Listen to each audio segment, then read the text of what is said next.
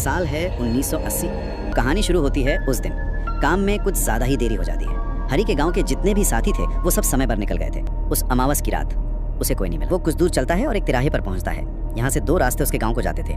एक रास्ता था 15 किलोमीटर लंबा खेतों के बीच से, लेकिन पूरी तरह सुरक्षित। और दूसरा सिर्फ 7 किलोमीटर का एक शॉर्टकट। लेकिन वो रास्ता पूरे इलाके में अपनी अजीब डरावनी घटनाओं के लिए बदनाम था और उसने वो 7 किलोमीटर वाला बदनाम रास्ता चुन लिया। अब हरी उस रास्ते पर आगे बढ़ता है। ये रास्ता एक बंजर जमीन से गुजरता था। दूर दूर तक सिर्फ कंटीली झाड़ियां और एक अजीब सा सन्नाटा।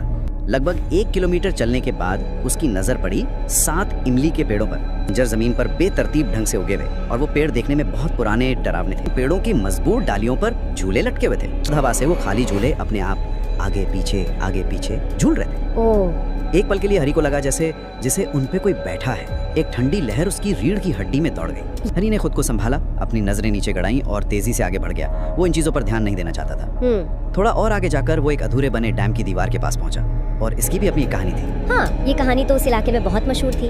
कहते हैं कि डैम बनाने वाले ठेकेदार ने काम में रुकावट ना आए इसके लिए एक लड़के की बलि चढ़ा दी थी। लोग कहते हैं कि आज भी वहाँ उस लड़के की बचाओ बचाओ की चीखें सुनाई देती हैं। बिल्कुल।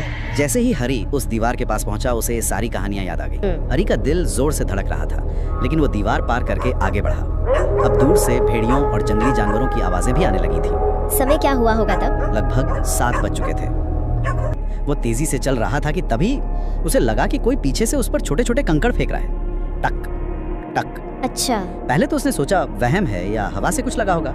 उसने नजरअंदाज कर दिया, लेकिन वो कंकड़ लगातार आ रहे थे। फिर कंकड़ आने बंद हो गए। हरी ने राहत की सांस ली ही थी कि एक नई और भी ज्यादा डरावनी आवाज आई। उसे अपने पीछे से एक छोटे बच्चे के सिसक के रोने की आवाज सुनाई दी।